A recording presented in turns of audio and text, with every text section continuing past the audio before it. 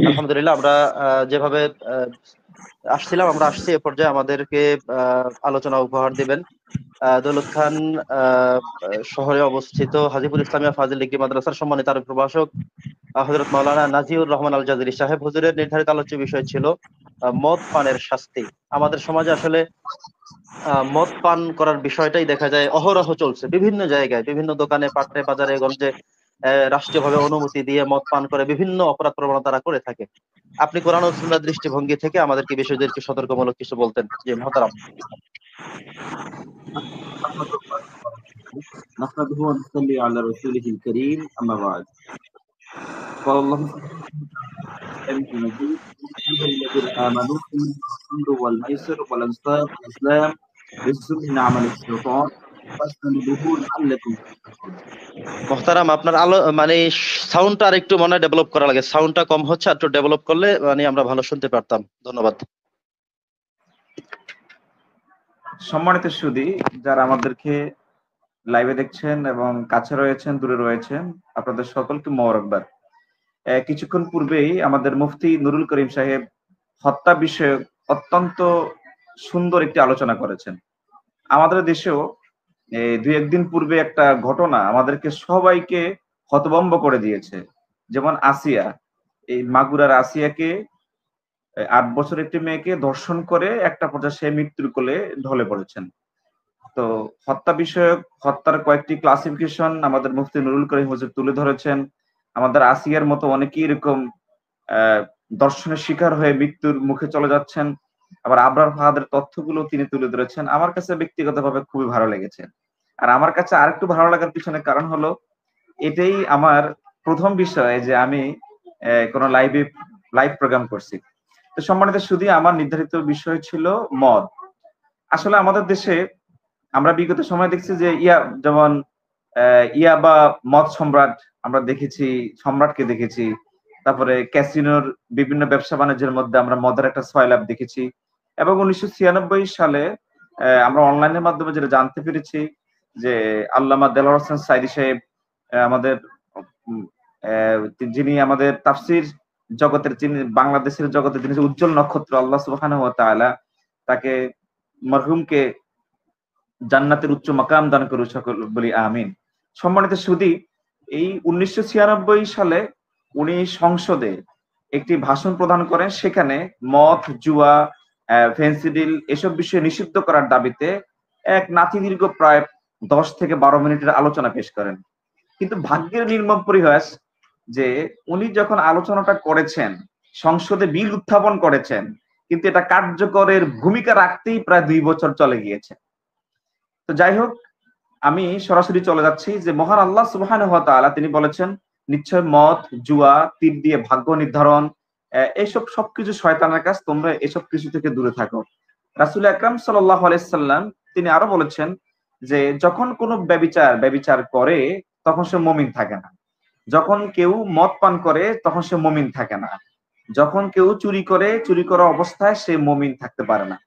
এবং রাসূল আকরাম সাল্লাল্লাহু আলাইহি সাল্লাম আরেকটি বিষয় তিনি উল্লেখ করেন যে যে মদ পান করলো সে অভিশপ্ত, যে মদ ক্রয় করলো সেও অভিশপ্ত, যে মদ বিক্রি করলো সেও অভিশপ্ত, যে মদ প্রস্তুত করলো সেও অভিশপ্ত, যে মদ বহন করলো সেও অভিশপ্ত, আর বহন করে যার নিকটে নিয়ে গেল, যে গ্রহণ করলো সে অভিশপ্ত। এবং এই মদের বিনিময়ে যে টাকা পয়সা উপার্জন করে কিছু প্রফিট লাভ করলো সে অভিশপ্ত। তো সম্মানিত সুধী হাজিরিন, এবং রাসূল আকরাম সাল্লাল্লাহু আলাইহি সাল্লাম আরো বলেছেন যে ইস্তারিবুল খাম, তোমরা মদকে পরিহার করো, ফা ইন্নাহা মিফতাহু কুল্লি শার, কেননা এই মদ হলো সমস্ত খারাপ জিনিসের মূল জায়গা। আসুন আমরা এখন মূল পর্বতে চলে আসি। মদ মানুষের মস্তিষ্ককে বিবর্জিত করে দেয়।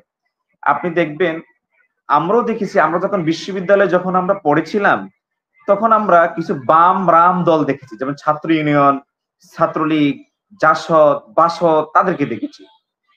কিন্তু দেখতে পেলাম যখনই কোনো ইসলামী কোন দল অথবা ইসলামী মূল্যবোধের বিশ্বাসী কেউ যখন ক্যাম্পাসে একটি শোডাউন করতে চাইতো অথবা বিভিন্ন ইস্যুতে তারা মিছিল করতে চাইতো, এই ইসলামী মূল্যবোধের ধারার ব্যক্তিদেরকে দমন করার জন্য এবং এদের উপরে হামলে পড়ার জন্য এদের প্রত্যেকের হাতে আমরা স্বচক্ষে দেখতাম এরা এক হাতে রাখতো মদ আর ডান হাতে রাখতো গুলি।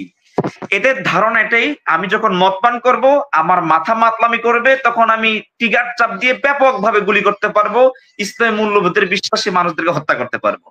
দেখেন, এই মদ মানুষের মস্তিষ্ককে এটা বিকৃত করে দেয়। কিন্তু আসলে কি তাই? যে আমরা দেখেছি যারা আসলে মদ পান করে এরা মস্তিষ্কে এত পরিমাণ বিকৃত থাকে, এদের কোনো শক্তি থাকবে না। দেখবেন আপনার এলাকায় বা আশেপাশে কেউ যদি মদ পান করে অনেক উল্টাপাল্টা অসভ্য অশ্লীল কথা উচ্চারণ করে, কিন্তু সত্যিকার একটা আপনি শুধু বাম হাত দিয়ে যদি একটা ওদেরকে যদি একটা পাঁচ করেন, ও কমপক্ষে 3 হাত দূরে চলে যাবে, ওর কোনো শক্তিই থাকে না। কিন্তু কিন্তু সে উল্টাপাল্টা কাজ করে ফেলবে, যে কোনো মুহূর্তে কাউকে হত্যা করে ফেলতে পারে, খুন করে ফেলতে পারে, খারাপ কাজ করতে ফেলতে পারে, দর্শনের মতো এরকম মহাকাজ করে ফেলতে পারে। কিন্তু আমাদের দেশে আসলেই এই যে মদ বিষয়টা এত ভয়ঙ্কর আকার ধারণ করেছে, এই মদের মাধ্যমে সমাজের মধ্যে আমাদের যে জেনজি বলেন অথবা টিনেজ বলেন বা যুবক শ্রেণী বলেন, আমাদের গ্রামে গঞ্জে শহরে বন্দরে সকলের কাছে কাছে এখন মদ চলে এসেছে। এবং এই মদগুলা সরকার গভর্নমেন্ট প্যাট্রোনাইজ করতেছে। বিভিন্ন দলের লোকজন লিডার এরা প্রশাসনের সাথে ডিল করে এই মদগুলো তারা সরবরাহ করতেছে। এখন এই মদ সরবরাহ, এই মদ বন্ধ হবে না যতক্ষণ পর্যন্ত না ইসলামী শাসন ব্যবস্থা চালু না হবে। আমি অত্যন্ত আনন্দ লাগছে যে আমাদের উপস্থাপক যিনি সঞ্চালক মুফতি মাওলানা মোহাম্মদ মুবারকুল করিম অত্যন্ত জাইয়েদ মাফের একজন আলেম। আমাদের এখানে আরো 2 জন বড় মাপের আলোচক রয়েছেন। উনি প্রথমে স্টার্টিং এ বলেছেন যে সিরিয়ার মতন একটি দেশে সেখানে ইসলামিক ল চালু হয়েছে, যদি আমাদের দেশেও যদি সেই ইসলামী শাসন ব্যবস্থা যদি চলে আসতো তাহলে আমাদের দেশে এরকম দর্শন হতো না, খুন হতো না, হত্যা হতো না, মদের ব্যবসা থাকতো না। এখন যারা মদের বিজনেস করে তাদের দলিল হলো এটা, যদি আমরা মদের বারকোড বন্ধ করে দেই, মদের বিজনেস করে দিই, মদের বিজনেস যদি আমরা লাইসেন্স ভিত্তিক যদি ব্যবসা যদি করি, তাহলে এই দেশের অনেক হাজার হাজার কোটি কোটি টাকা বাংলাদেশের খাতে ব্যয় হবে। কিন্তু একটা মানে পাগলের প্রলাপের মতো কথা, কেউ যদি মদ পান করে ওই লোকটা তো ধীরে ধীরে সে ক্যান্সারের দিকে ঝুঁকে যায়, এইডস এর রোগের দিকে ঝুঁকে যায়, স্বাস্থ্যহানিতে ঝুঁকতে থাকে। বরং গভর্নমেন্ট আমাদেরকে বলতেছে, প্রিভিয়াস গভর্নমেন্ট আমাদেরকে বলতেছেন যদি কেউ মদের বিজনেস যদি বাংলাদেশে চালু থাকে অর্থনৈতিক শক্তি চাঙ্গা থাকবে। দেখেন, অথচ আল্লাহ সুবহানাহু ওয়া তাআলা বললেন যে মদ পান করলে তুমি এটা শয়তানের কাজ। মানে আল্লাহর সাথে একটা চ্যালেঞ্জ লড়াই সরকার গভর্নমেন্ট খেলতেছে। আল্লাহর আইনের উপরে যখন হাত দিবে ওখানে কোনো শান্তি থাকবে না, বরং অশান্তি বিরাজমান থাকবে, হত্যা হবে, লুট হবে, গুম হবে, খুন হবে, তারপরে আপনার দর্শন, এগুলা চলতেই থাকবে।